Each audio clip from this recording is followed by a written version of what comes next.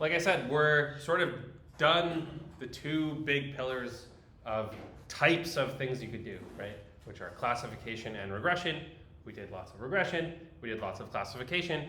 So in the rest of the course, we're going to talk about techniques that you can do anytime you have any kind of model. So things that always work, different tricks that you can apply that do different things. And today we're talking about sort of significance and how do you tell if things are significant. So I thought I'd start with this fun comic. So in this comic, the scientists are trying to find the effect of jelly beans. Let me zoom in a bit. So this person runs over and say, jelly beans cause acne. Scientists, go investigate. But we're playing Minecraft. Okay, fine, we'll go investigate. We found no link between jelly beans and acne. And they said p greater than 0.05. So we talked about statistically significant. And the p-value was supposed to tell you if there was no relationship between jelly beans and acne, what is the probability that you would see the result you did, right? So, we get some data, we measure it. If there's no relationship, then it's going to be some random thing, maybe not very high. And we got p greater than 0.05, greater than 5%. And so the stuff we're seeing looks just like there was no relationship. That's what it means. There's no relationship. And then this person says, that settles it. I hear it's only a certain color that causes it.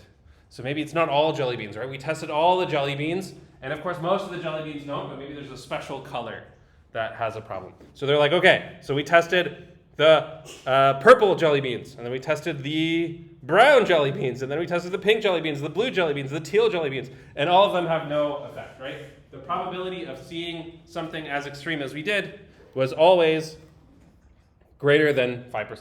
So of all the possible things that could happen, it looks like there's no effect. What we're seeing is not more extreme than just no effect.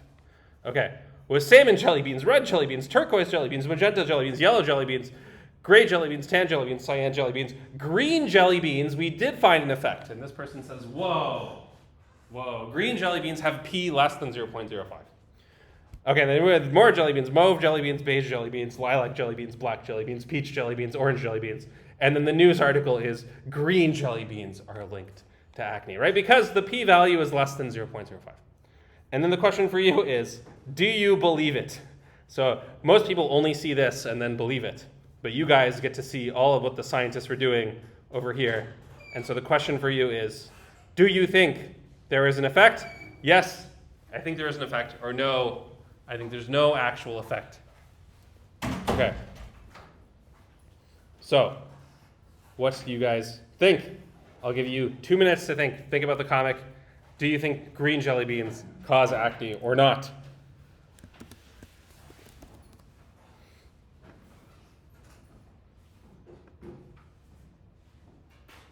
Okay. Maybe 4 minutes is too long. Maybe we'll just do 2 minutes.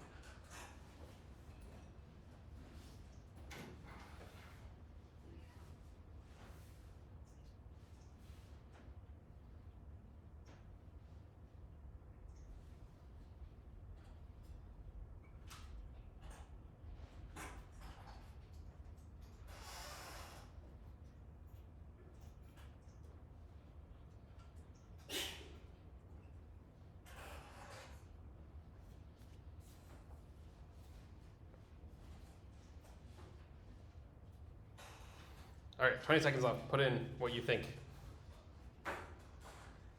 Curious to see how the class will split.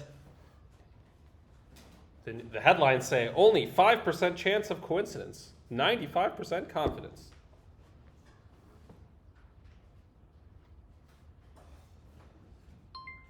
Okay, let's look and see.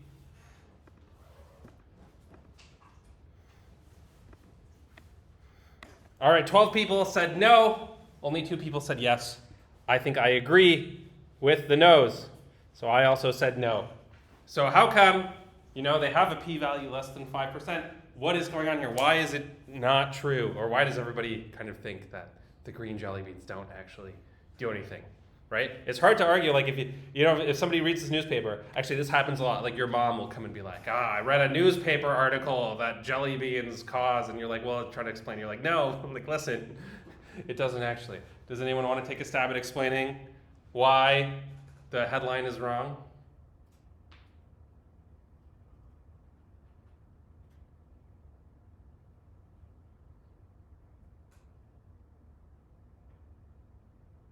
Yeah, go ahead. If you're gonna do multiple comparisons, there's like a very small chance of something to occur when it shouldn't, when it's not likely to be. Right. Okay. So something has something to do with the fact that you ran multiple experiments.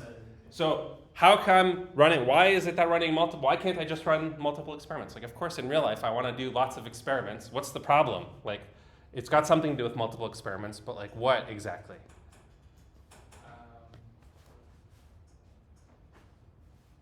Also, we might not know how the test was conducted. Uh-huh. So we might not be sure exactly. Actually, the color is what making the difference. It can be other data as well. It might be skewed.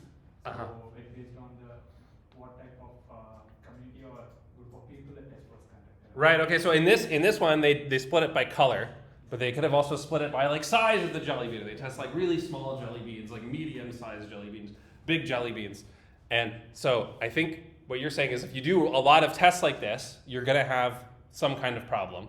What is this? What is the type of problem you'll have? Why is it leading to a problem? Like, why is it not okay to just do the 20 different tests? I think this was 20 tests. 1, 2, 3, 4, 5 by 1, 2, 3, 4. Yeah, 20 tests.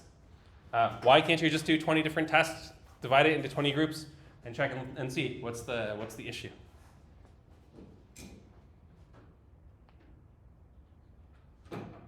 So I think everybody's identified there is a problem, right?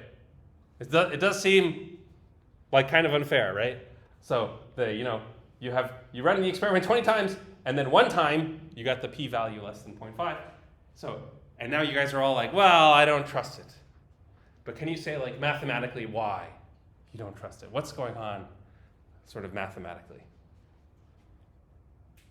Okay. Maybe I'll give you guys a minute to chat, okay? Talk to your neighbors, see if you can think of some kind of mathematical explanation why what they did is not okay. They did something slightly wrong. Okay.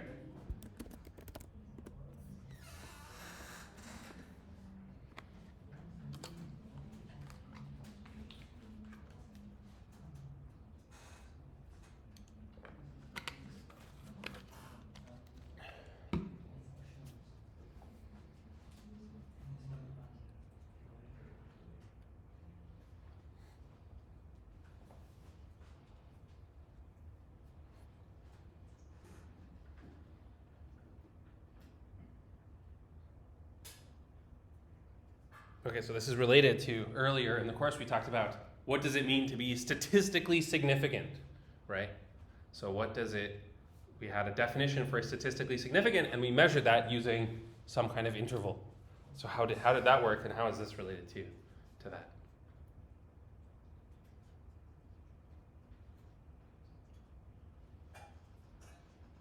Okay, yeah, does anybody want to say what, let me stop the timer since people stop talking naturally after 1 minute. Does somebody want to say what's going on? So first of all, the type of interval is a confidence interval. This has got something to do with confidence intervals. Yeah, go ahead. Yeah, the one thing that only p-value doesn't state that the study is how good that study is. You have to give confidence interval as well. Yes, exactly. So I think these people, they computed a p-value tells you right? When you make a 95% confidence interval, Yeah. so you measure something, like you measure the effect of, let's pick a color. You take the gray jelly beans, so this one is the gray jelly beans, and you can compute, you measure the gray jelly beans, that gives you a number, and then you compute the 95% confidence interval for your gray jelly beans. Okay? And the p-value tells you, is the effect 0, is that in your confidence interval or not? So if the 0 is in your 95% confidence interval, that is a p greater than 0.05, right? The chance of seeing what you saw, if there was no effect, that happens inside your 95% confidence interval, the chance of this happening just by chance is greater than 5%. That's what it means. So it means the confidence interval includes 0. So the confidence interval for the gray ones includes 0. And that's true for all the colors, except for the green ones. The green ones, the confidence interval for the green ones, does not include 0. That's what it means that p is less than 5%. So they've computed the confidence interval for each one individually, right? And they're saying each one individually, we calculate the confidence interval, we look if 0 is inside there. But the thing that they did wrong is that, of course, if you look at the maximum of 20 different things, then you should look not at the confidence interval for 95%, but at the edge of the confidence interval, because you have 20 of them. So the maximum of 20 things, right, will have a different confidence interval than just each thing individually. So you cannot, when you're doing experiments and you divide things into groups like this, you need to keep track of how many groups you see. And of course, the most extreme thing you see will have a different confidence interval than each individual thing. And so you should expect, actually, that just by chance, right, you will see things that are at the very edge of the confidence interval, right? Because you ran the experiment 20 times, so the most extreme thing will be like a top 5% outcome, right? If you roll a dice, a 100-sided dice 20 times, you should expect a 95 plus on one of them, which is an amazing outcome. If you rolled the dice once and you got 95, you'd be like, wow, this is a really great dice. But if you roll the dice 20 times and you see a 95, you're like, well, yes, of course, this is typical. So when you're computing this kind of thing, it's very critical that you understand what is the confidence interval of the effect. And if you're doing the experiment 20 times, you should say, oh, I'm only going to count it as something exceptional happening if it happens beyond that top 5%. We should expect a top 5%. We should not expect a top 1%, right? If we saw a top 1%, then we would get excited. So what is the moral of the story? Is that if you want to understand effects like this in real life, it's really important to be able to calculate the confidence intervals, right? So, and if you're doing an experiment one time, sometimes you just calculate the confidence interval, it's no big deal. But especially when you do things a lot of times, or if you have some funny kind of situation and you want to know what to do, if you want to make a business decision, if you're Netflix, try to decide which factor is the most important. You have lots of factors in your data. You need to be really careful with your confidence intervals and how you do them. So in this class, we're going to learn this method for calculating these confidence intervals that works very generally and is very nice. And I'm going to start by telling you where you cannot calculate confidence intervals. So we learned all these different models in class, some of them. And for some of them, you can, when you run it on the computer, it will spit back a confidence interval for you. It'll tell you, if you use the right package, it'll tell you the confidence interval. And for some of them, it won't, right? They're things we did in class. So which one of these have a nice theoretical confidence interval, and which ones don't? So these are all things we did before. We talked about confidence intervals, but we didn't go over which ones have them nicely available to you. So I'll give you, again, 2 minutes to think about this. Which ones do you think have it? And it's select all that apply. So some of them do, some of them don't. And you should choose which ones you want.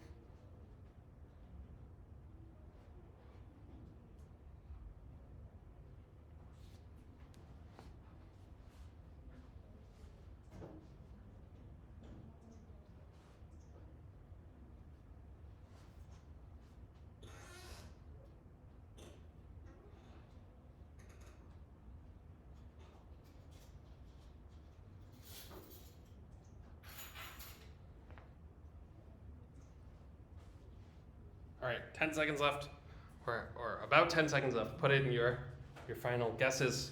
Which ones have confidence intervals and which ones don't?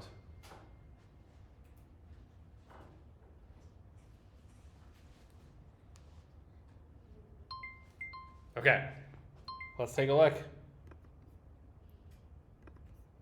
What did people say? All right, so 14 people answered, 13 people said linear regression. This is the only one we talked about, where we said, here's the formula for the confidence interval. And so when you do linear regression, one of the nice things about it, it's a very simple model. It comes with these nice confidence intervals. Logistic regression is actually secretly linear regression. That one also has, if you run it in your Python notebook or in R, it will spit out some confidence intervals. I will warn you, though, that when you do these things, it will assume certain things about the data. So when you are getting the confidence intervals, it's sort of assuming that things are normally distributed. Things are Gaussian under the hood. So these output confidence intervals, but they kind of make some assumptions. The other ones, none of the other ones have confidence intervals. So hopefully, is that what I have? Oh, I didn't put in logistic, but logistic also has it. The other ones don't. So these like discriminant analysis ones, you get an answer, but you don't know how much it's changing.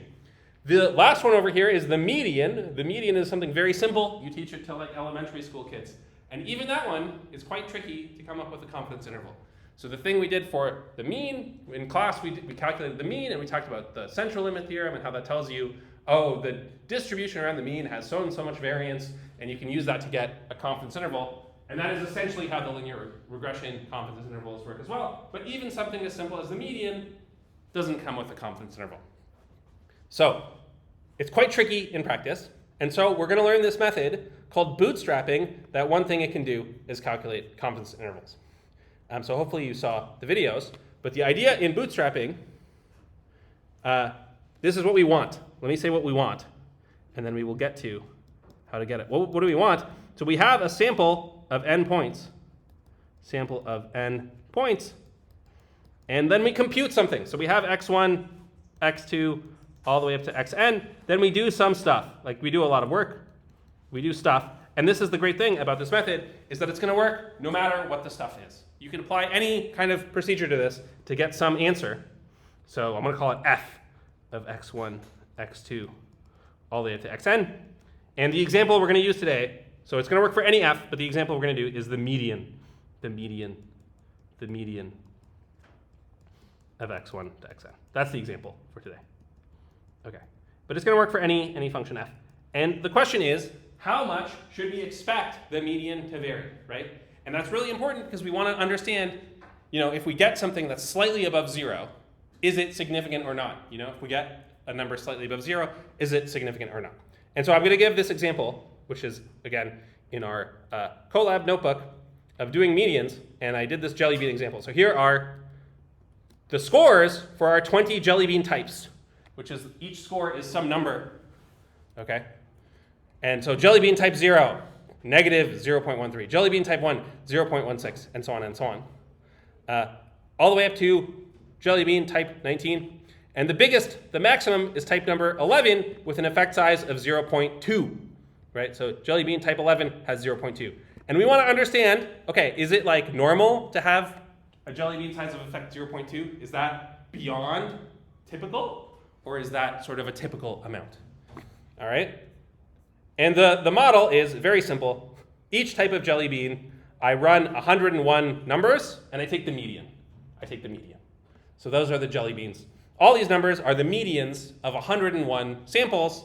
The samples are between -1 and 1. Did I write this down somewhere? Yeah, here we go. So the samples are between -1 and 1. I take the median, and that is the score. So it's a very simple model. In real life, of course, it's more complicated. But the idea is you have this kind of function that depends on your data.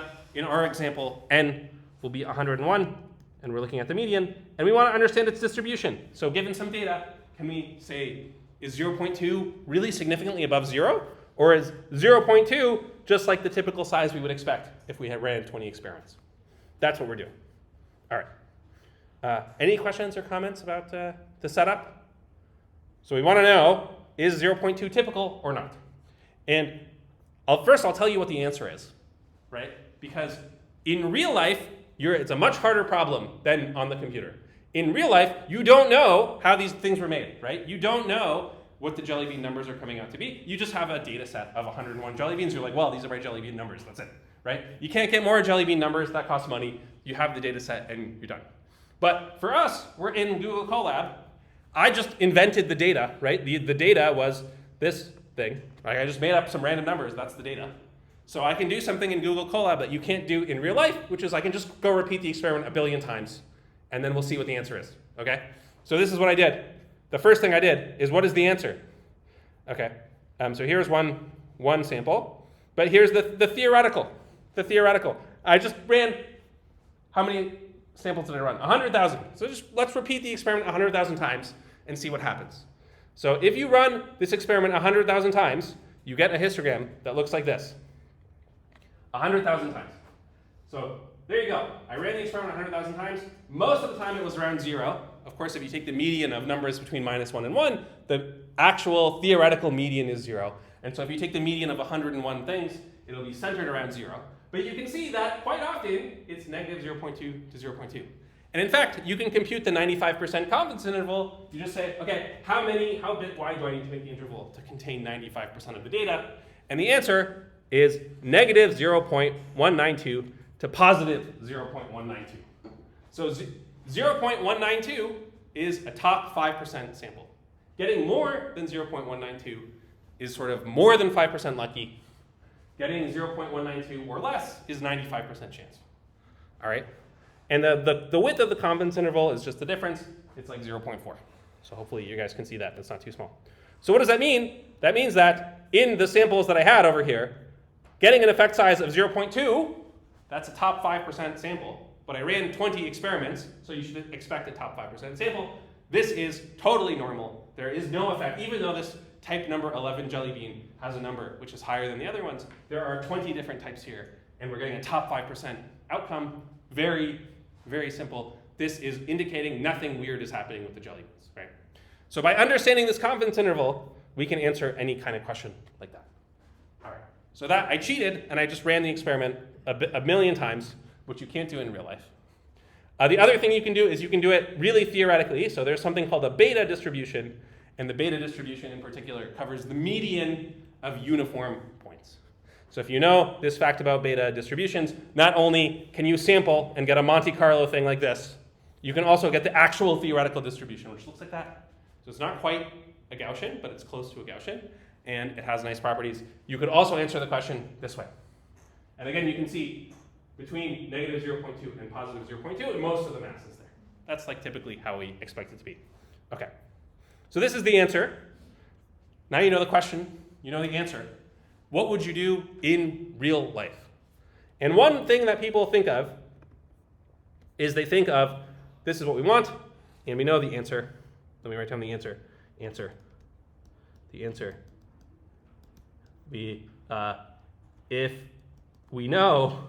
If we know distribution of x's, so in real life you will never know that. You just have one sample of the x's. Then can simulate or use theory. So we know the answer in our case. So in our example, we calculated the true 95% confidence interval is, I think it was like negative 0.2 to positive 0.2, approximately. That was the true 95% confidence interval.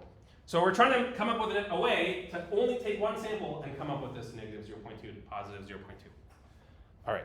And here is one way people think of, is to use test sets, right? This is what we've been talking about this whole course, is let's use a test set, right? So one way you can take your sample of n things and you can remove parts of it to make a validation set and a training set, and then you can use that training set to try and see, maybe that training set will tell you how far things are. So test set, training set. Let's say test set, training set, split. Training set, split. So here's one idea. Idea number one. Idea number one. I'm going to try the leave one out error. The leave one out error. the leave one out error, which we talked about a while ago. This is a test set of size 1. So I have my 101 points. I'm going to take 1 point out. So I start with x1 all the way up to x101. I'm going to remove 1 point. Remove 1 point at random. Okay, and then now we have x1 to x100. Maybe I'll call them x train. I have 100 training points, and I have 1 test point, right? And what we did before is we had x's and y's. We used the y value of the test point to test our thing. In this case, there is just one thing we're calculating. There's only x's. We're only doing the median. You can imagine in a more complicated universe, we would use the y value. But there's only x values here. So I'm really just not going to use this point. All of what I did was just to make a new training set. And I can take the median of x1 train up to x100 train. Okay? And because I removed a point, this will be slightly different than that one. And then by running over all the possible ways to do this, I can have some kind of estimate for how it's changing, right? I took a point away, it changed a little bit, and then I do this all possible ways, I can measure how much it's changing, right? So this will be slightly different changes from the initial value. It changes from the initial value. And in fact, if you did all this for the mean, it would work perfectly well. If you did it instead of median, we had mean, this would be very similar to what we did before. You're just calculating something about the variance of how much this thing is changing when you remove 1 point. It has something to do with the size of the variance of 1 point, the effect of one single point. What is the effect of one single point? So the question is, I want you to think about this. We had 100 points, so here are the original points, where x1, x2, x3, all the way up to x101, and the median is somewhere here, the median. That's the median of all 101 points. And I want you to think about what would happen to the median of just the training points. So remove 1 point at random, and you have these 100 training points. Where is the median? How does it move? And if you know what the median is the middle number, you should be able to figure this out. What happens when you remove the largest point? What happens when you remove the smallest point? How does the median change? So think about it, and you should be able to answer this question. What is the median of these leave one out? The leave one out error for medians. What is it? Okay, and I think I have a mathematized question that goes with this. Yeah, leave one out. Okay, so we're trying to figure out how much variability there is when we do 101 points. That's like the confidence interval. What will the leave one out predictor tell us? Well, leave us a good estimate. If we correct it by a factor, you have to multiply it by 101 or something. It'll give a good factor. Or maybe this doesn't do anything. If you think about carefully what it is, I think you can figure out exactly what is going on when you leave 1 point out of the median.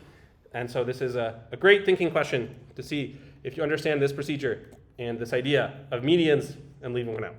Okay, I'll give you like 3 minutes. This is like, you need to think a bit.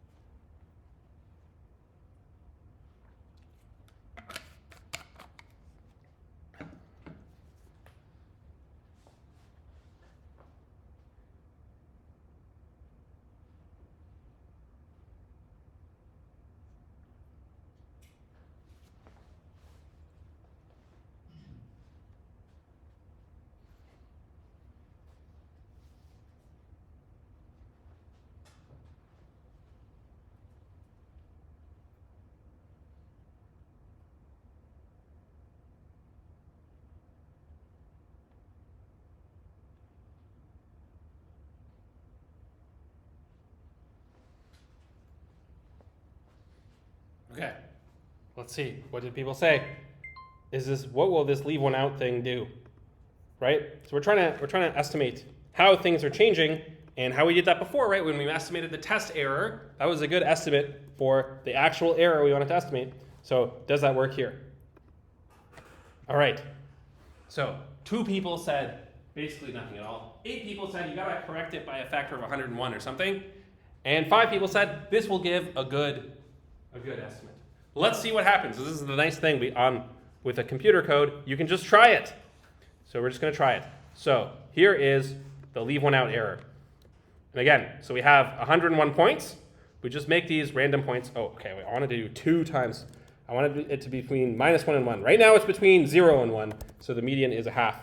Let's do it with between -1 and 1. So the median was 0.13, a little bit higher than 0.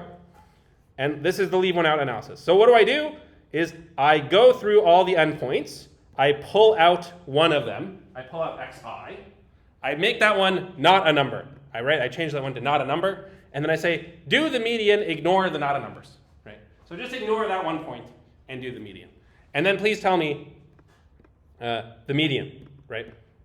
Right, okay, so I make this array, and I get all the different medians that you get. So LOO median is an array of size 100, where the ith thing is the median, ignoring guy number 100. All right, so let's see what happens when we run it. All right, here is what we get. Here is the histogram of the possible things. When we ran it on one sample, we got 0.13. When we ran it on many samples, this is the histogram we got. 50 times, it was equal to 0.13. I guess so. Let's print it. Let's print it. Right, okay. So let's call this medians. Let's call it the leave one out medians. Leave one out medians. Medians. Let's give it a name, and then we can actually look at the actual thing, because the histogram is looking kind of funny. Medians. We're going to print this. Print, leave one out. Medians. Okay, will this run? Okay, here are the results. We ran it 100 times. These are the numbers we got. Sometimes it's 0.123. Sometimes it's 0.137. And I think there's one other time it's some other number, right? If you look at this histogram, there's 2 peaks. 50 times it's 0.123. 50 times it's 0.137. And 1 time it is this other number. Can you guys find the secret hidden number? Does anyone see it? Somewhere on this list is a hiding number. Okay, I don't see it. It's somewhere. That's why the histogram is nice. You can see it. So, we were trying to say, how much does it vary? And the answer is not at all. There's 2 possible numbers. It can either be 0.12 or 0.13. Does that look at all like our theoretical thing? This is what we wanted to get. This is what we wanted to get. Negative 0.2 to positive 0.2. It doesn't look like that at all. So this leave one out thing, totally useless. Totally useless. There is no way to go from this. There's no way to fix this to get negative 0.2 to 0.2. And the reason is, the whole point of the median is it's very robust. If you remove a point, the median barely changes. So if you think about what the median is doing, so first of all, the answer is basically nothing. If you got it, congratulations for thinking through what's happening. But the median, what is the median doing? The median, if they were in order, this is outputting x51. If they were in order, this is outputting the middle number, x51. What does the median of this thing do? Well, it's either, if you remove 1 point, it's either going to be x52 or x50. So if you remove a point that's higher, then you get x50. If you remove a point that's lower, you get x52. And so you're just moving which point you're looking at up or down by 1, right? And that's why half the time you get x52, half the time. And half the time you get x50. Something weird happens if you remove exactly x51, and then that's the exception where you get something slightly different. But essentially, this is what happens. So the median is really robust. It is not affected by removing just 1 point, or it's very minimally affected. And that is why in our thing, in our picture, you can see this leave one out thing totally does not capture the variability, right? It's not telling you at all how things would vary. All right. Any questions or comments about this leave one out business? So normally the leave one out error is a really good estimate of your error, right? If you do leave one out error, normally people don't do leave one out error because you have to run the model a million times, right? I had to run the median function, I had to run it 101 times. Fortunately for me, the median function is easy. If it's a complicated function, then that's too slow. So what do people normally try? They try a bigger test set. So that's the next thing we're going to try. The ordinary validation. So I have the same thing as before. Let me make the median a number between -1 and 1, 2 times a random number between 0 and 1, -1, and we do the median. So this time it was 0.02, and here I'm doing a p-train. So this is like in the scikit-learn train test split function. I have the size of the train set, size of the test set. Here I made it 50%. All right, and I'm just taking a training set and a test set. I'm doing it by hand, not with scikit-learn, and then I output the median of just the training set. So let's try, instead of leave one out, maybe we didn't leave enough points out, right? Maybe that was the problem. So instead of leave one out, let's try leave p out, right? So try number 2. So this did not work. Did not work. Did not work. Let's try a training set of size p times n. The train set size will be p train times n, and the test set size will be p test times n. Okay, and let's see what happens when you run this. And you can do it a bunch of times, right? Now you can really run it as many times as you want because you can get a different training set and test set every time you do it. Okay? So what I did is I made p train 0.5, and I took half the points, and then I just ran it a bunch of times, did a bunch of medians, and then I got a histogram that looks like this. Okay, and this one is way off. Let me rerun it because it still thinks it's a number. All right. So here we go. This is what the histogram looks like.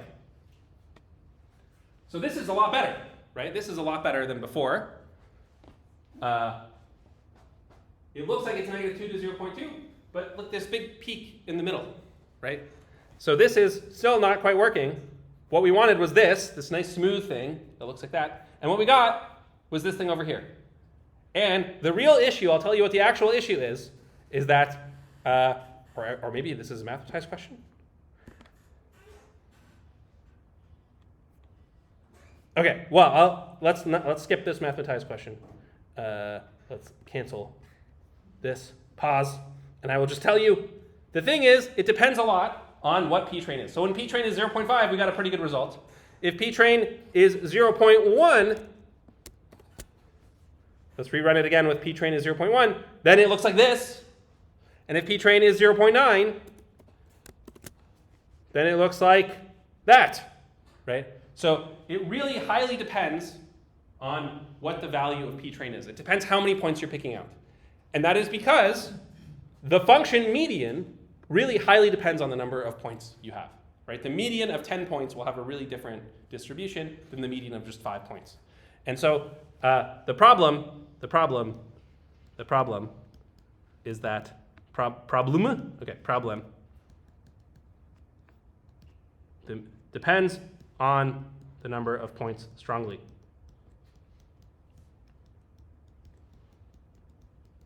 Okay, so we didn't have any of these issues. Earlier in the course, we did all these problems. We did these toy problems always with the mean. We said we average the dice. And averages are always, on average, equal to their true average. If you average 100 dice rolls, or you average 3 dice rolls, on average, they are equal to the true average of the dice. 3.5 for a 6-sided dice. But the median will change. How the median behaves depends on the number of points more strongly than things like this. So if you have a situation where what you are doing depends on the number of points you have, this kind of train test split will go wrong. And you can see that over here. So, all right, so we need a way to fix this. Okay, you can also do k-fold cross-validation to try to fix it, and you're still going to have the same problem. It's still not going to be quite right. And this bootstrap is this solution. So I've shown you kind of like what people were trying, and they got to this bootstrap. And the whole idea with the bootstrap is do a train test split, but somehow keep the training size, always make it have endpoints. So instead of having p train times n, we want to have this new bootstrap method, which hopefully you saw the videos, so you already know a little bit about it and how it works. But for bootstrapping, the idea, this is the big idea, is we're going to make a new training set. So before, we were making a new training set by taking what we had before and like removing a point or picking some points at random, and that changes the size of the set. So we're going to make a new training set with the same size, with same, and this is really important, same size. So if you need to control the size of the set, for something like median, you really want to make sure it's always 101 points. Otherwise, you're not going to be able to say anything about the median of 101 points. And how are we going to do that? And this is the big idea, is instead of just taking a subset, we're going to sample 101 points with replacement. So we're going to sample 101 points. And this is the key thing, not points. Okay, points with replacement. And with replacement just means the same points can be selected multiple times. Same point can be selected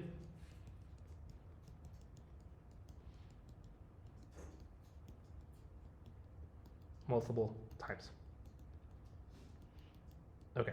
And the fact that we're choosing some points multiple times is why we can make sure there's 101 points at the end, right? If you only picked a random subset, this is sampling without replacement. When you do the typical thing that you choose some points at random, then you definitely have less than all the points. You're definitely going to have less than 101 points. In this one, we're going to make sure we're going to have 101 points, but we're going to have some points more than once. And so really, what we're going to do is we're going to go from our original sample. Our original sample is x1, x2, all the way up to x101. And our new sample, also called the bootstrap sample,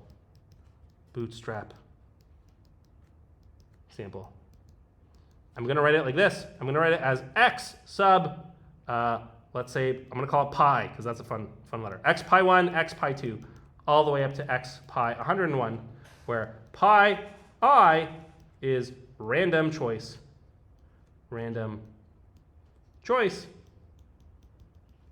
from 1 to 101. So we're going to have 101 points, and each point is some random point from this list, and you could pick the same thing twice. So it could be that pi 1 equals pi 2. Maybe pi 1 and pi 2 are both x2. Then x2 is appearing on our list twice. And what this does is that this is a sample. It is size 101. And the point is that it looks a little bit like our original data set.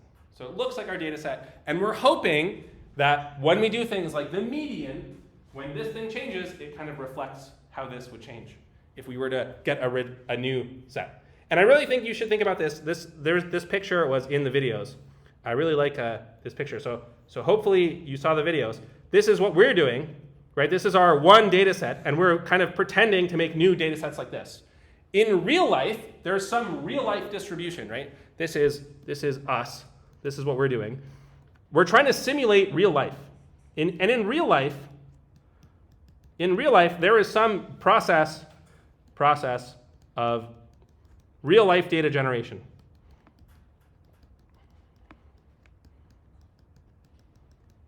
So people eat the jelly beans, and then we measure if they have acne or not. And then we sample the distribution one time. I'll use the same blue color, right?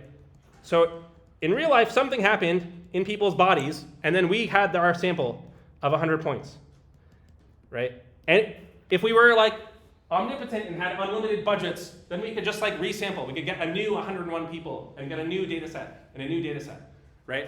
But we can't do that in real life. So this is off limits to us. We are never allowed to work with this because it's too much work, right? We can only have the one sample. And so we're kind of like simulating that by this bootstrap idea. We're saying we have one sample and we use the sample to make new samples.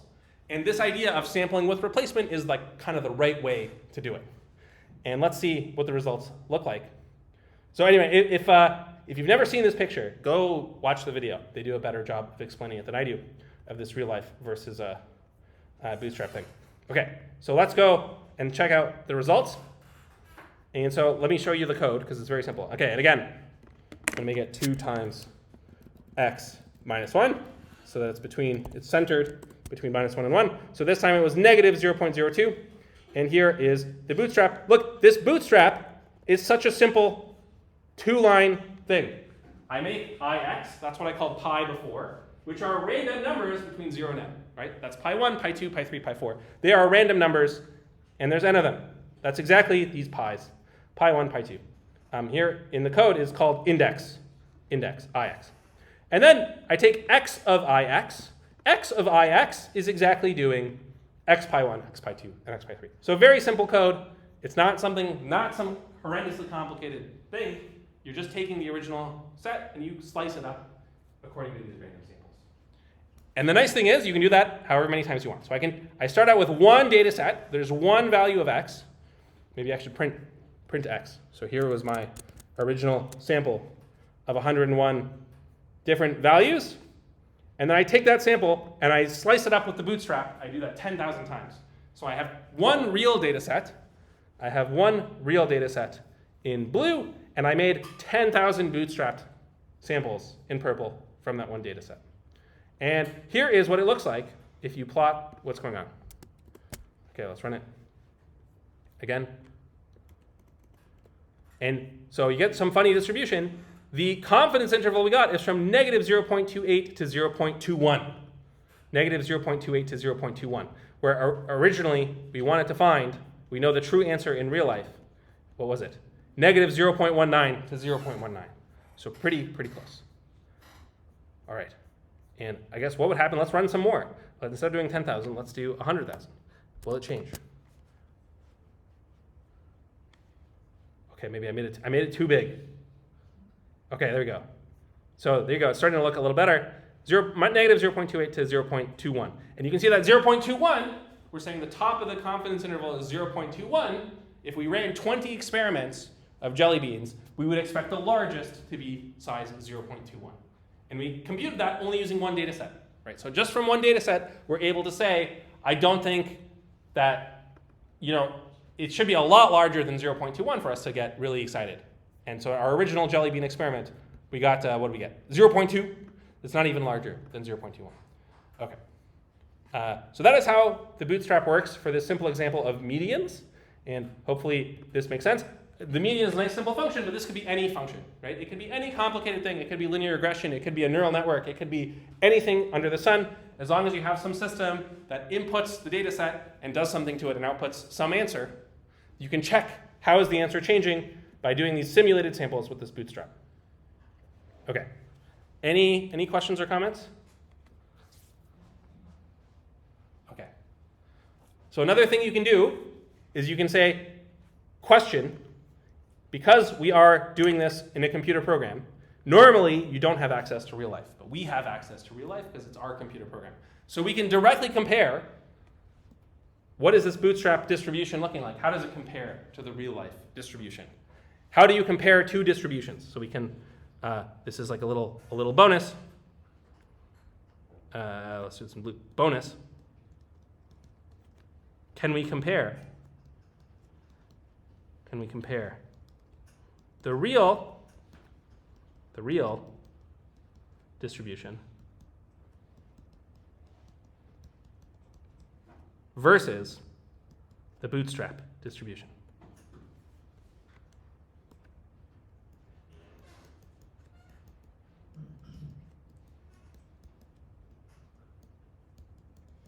Okay, and one way you can compare two distributions, if they are just numbers, is you can look at the cumulative distribution function. So one way, compare the cumulative distribution functions. The cumulative distribution function for a random variable, hopefully you saw this in your stats class, it's the probability that x is less than or equal to x. So these are functions that start at 0 and they go to 1. So here is x equals, or y equals 1, here is y equals 0, and the cumulative distribution function is always some function that goes like this, whoop, right? So they start at 0, and then they end at 1. And how quickly they go from 0 to 1, that tells you where the probability is. So you can draw this picture for the real distribution and the bootstrap distribution and compare them. And if you do that, you get a picture that looks like this. So this is the CDF, stands for the cumulative distribution functions. In orange, we have the theoretical one. That's the pink one. In real life, you can never actually calculate the orange distribution or the pink distribution because you don't know what is making things in real life. You only have the data set. The blue one is taking one sample, one data set, and then running the bootstrap a million times, and then checking how is the bootstrap population, how is that looking. And you can see these two things are very close. So even though the blue one is not perfect, right, the blue one is saying, oh, I think there's more probability that it looks like this. And this is not quite right, but it is very close. And so what is the moral of the story is that the bootstrap distribution is close. Can we compare them? We can compare their cumulative distribution functions, and they are close. They are close. Okay. Okay, and that is essentially why these things work. So from a theory point of view, the reason they work is the bootstrap distribution is close to the real distribution. So if you take the median of the bootstrap distribution, it will also be close to the median of the real distribution. So we really are, in some sense, simulating this process of getting things from real life. We're kind of simulating it by this bootstrap thing. And this distribution and that distribution are almost the same, so these simulations work out quite nicely. Okay. I have a couple more little bonus things, but this is, again, a good place to stop for questions, if anybody has any. Yeah? Here we are taking bootstrapping element, like we are taking random values that we are giving around. Yeah. So what would happen if we take a particular set of values in that case? A particular set of what? Value, like we are taking the value of pi as random, right? Right, exactly, yes. So instead of random, if we are selecting a particular value or set of values, so what would happen in that case? Okay, so you're gonna choose them how? Like you're gonna go and just by hand and pick them? It may be like the one, it may be like constant, or we can say the one element that is affecting the overall observation the most. Yeah, okay. This is actually a real life idea that people do. So what I've described for you is the sort of classic bootstrap of you take your data set and you pick things at random from it. What you are describing is sometimes called data distillation. So you could imagine maybe we have points all spread out and we have a big clump of points over here and a big clump of points over here. And we say like, let's pick just a few points that are representative of this clump. And let's pick some points that are representative of this clump. And so people do work on this. I think this is a more complicated, more cutting edge way. Of course, if you do it in a silly way, I think you're going to end up with bad results. But there are sort of smarter ways than random to pick that will end up having some benefits. So you can do better than just random in some cases. But the classical bootstrap is random, and that's sort of like kind of dumb or like simple, but like guaranteed to work. If you want to do something more complicated, I think you need to make sure that you don't pick too many from one spot or too few from the other. So if you have some sort of like fair way to do it, that can be a great idea to do things. Yeah, this is actually, people really work on this on really big data sets, right? If you have a really, really big data set, then you worry a lot about, can I make my data set smaller and still get the same results? And because if you have a really big data set, it takes a really long time to run. So if you have like 1 million text files, maybe I could get the same performance from only 1,000 text files if those text files were better, right? If I picked the top 1,000, the best ones. So yeah, this is a kind of an open area of research. Yeah, great question. Anyone else? Okay, so I'll leave you with two little things. So one is, this was all for medians, and medians are tricky. They're a lot trickier than means. There's another notebook over here, Bootstrap for Means, where we just compare this directly, this bootstrap thing, we can compare it directly with what we did earlier in the course. Where is it? Here it is, Bootstrap for Means. So earlier in the course, we had pictures like this one. We said, you do linear regression, you have some points. This is like literally code from the second week of class or something. You have these points, the black dots. You run a regression, you get that blue line. But if you were to run it multiple times, you could get a whole bunch of different things, right? So if you get a new sample of points, you get a slightly different answer. You could get any of those teal lines, that could be a possibility. So the dark blue line is the real thing that's happening, and the light blue is a measurement repeated 20 times. And then you could plot this, instead of plotting them as lines, if you plot the slope and the beta 0 and the beta 1, you get different slopes and intercepts, so different values of beta 0, different values of beta 1. The dark blue is the true thing, and these little dots are possible things you could get from your random sample. And we talked about the 95% confidence interval coming from theory for means. That just involves variance and so on. There's a nice formula in the textbook to get these green square, which is the confidence interval. That's all stuff we did so far. So what is new is I reran this additionally with Bootstrap. Let's see what Bootstrap says. Okay, so let's do it with Bootstrap. So we have 20 points here, and here are the bootstrapped estimates. So the true value is in dark blue. We got one sample, right? We were given one sample, which is in red. That's what we actually got. And all these other things are what we got using the red sample to generate bootstrapped samples. So we were given, in the colors of over here, we were given our original sample that was in red, and then we pulled bootstrap samples 20 times out of that. And those are the points we got. And you can see that the bootstrap samples are very representative of this 95% confidence interval. They basically cover exactly the rectangle. So in these classical situations where you can use theory and calculate the 95% confidence interval, the bootstrap works really well, but it also works in situations where you can't calculate it by hand, right? So the bootstrap is this really great thing that matches the theory, but works in all sorts of complicated situations. So if you're into theory, you can read this one and see. And I'll leave you, we're going to do one last question, which is a question from the video. There's a nice math question. And that question is this one. Let's reveal. So suppose you have 100 data points and you draw a bootstrap sample with 100 points. In the video they said, see if you can find what is the probability that any given point will be in the sample. So you have 100 points. We're asking the question, this is the question right now. Question, what is the probability, let's say x1 is in the sample. That is what we're trying to say. So our original sample had x1, x2, all the way up to x101. Okay, I guess in the question it's only x100. And then we chose some random subset with this pi thing, right? We chose pick a point, pick another point, pick a third point, and so on. Was x1 ever chosen in this list? In some bootstrap samples, x1 is chosen once. In some bootstrap samples, x1 is chosen 10 times. What is the probability it is chosen at least once? And that is the question. So this is a nice classical probability 101 problem. It is one of these. And then once we know which formula it is, we will type that formula into the computer and see what is the answer. What is the percent chance that it is chosen? Okay, let me give a 2-minute timer for this.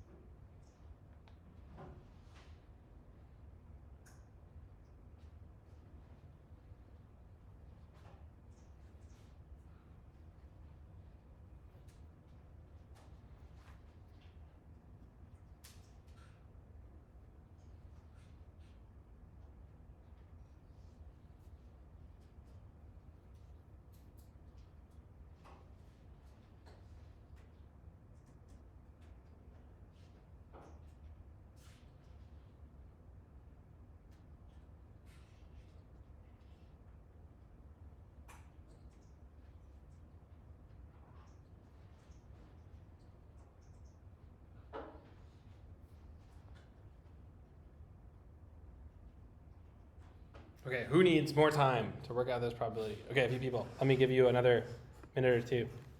Again, this is like the classical kind of probability 101 problem you see if you take a probability class.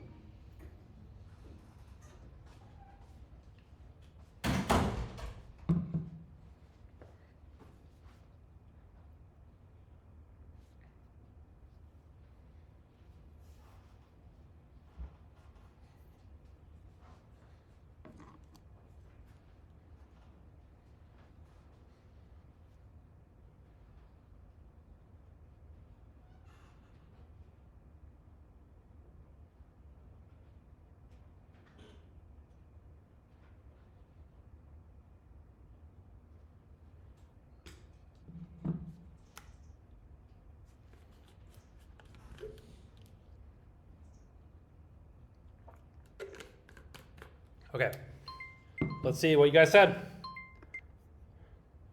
Time is up, and all right. 4 people are in 1 minus 0.01 to the power 100. 8 people are in 1 minus 0.99 to the power 100. And the other answers are less popular. Let's calculate what these numbers are, and we'll see which one is more plausible. So I'm gonna do the calculation in Desmos in case we need to do a graph. So one option was 1 minus 0.01 to the power 100, which is essentially 1. So Desmos thinks this is exactly 1. Why is it exactly 1? Because 0.1 to the power 100 is super teeny tiny. This is 10 to the minus 2 to the power 100. That's 10 to the minus 200. That's 200 zeros and then a 1. So 1 minus 0.0000001 is almost 1. 99.999 for 100 nines, 1. For 200 nines. So this is, if you pick this one, you think the answer is 100%. That is not right. That is not right. The other option is 1 minus 0.99 to the power 100, which is this number, 0.63397. And that is the right answer. So if you pick that one, very well done. 8 people got it right. So if you, I guess I didn't put in the right answer. This is the right answer. If you pick this one, then you missed a minus sign somewhere, a 1 minus. So the answer, so let's say we have n points. The probability that x pi 1 equals x1. So what's the probability we choose x1 in the first guy? This is 1 over n. And this is the same as the probability that pi 1 equals 1. This is 1 over n, right?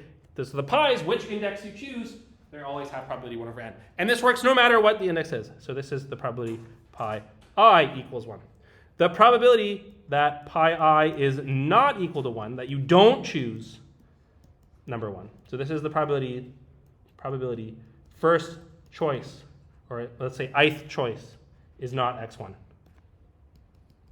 Ith choice is not x1. Is n minus 1 over n. So for n equals 100, this is the 99 over 100, 0.99. So that is the probability you don't choose x1 in one try. But you get 100 tries.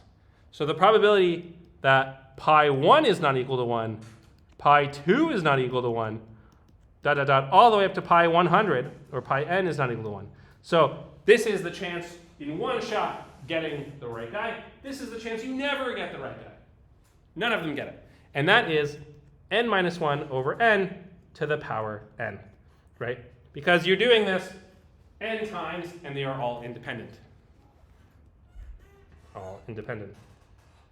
Okay, so this is the probability you are never chosen. Probability x1 is never chosen. Never chosen. Is that, so the probability that x1 is chosen at least once is 1 minus that. x1 chosen at least once is 1 minus n minus 1 over n to the power n. And I'm going to write it a very slightly different way. 1 minus 1 minus 1 over n to the power n. And why did I leave it as n? Of course, you guys did the case n equals 100. That was the question. But you can plot it as a function of n in your graphing calculator. So let's go over here. I'm going to draw this plot. 1 minus 1 over x, because everything is x in Desmos, to the power x. And we only care about the positive value. So let's look at x starting at 1 and going up to, say, 100. That was what you guys calculated. So you guys calculated this value. Let's draw that line. Y equals so much. So you guys calculated that blue line. Let's zoom in a bit here. Let's make y go from 0.5, say, to 0.7, so we can really see what's going on.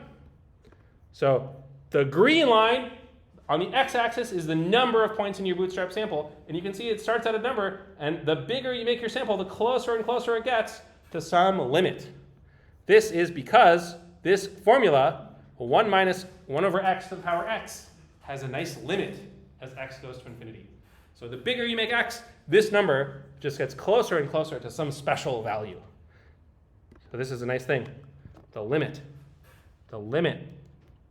as x goes to infinity of 1 minus 1 over x to the power x is some special value.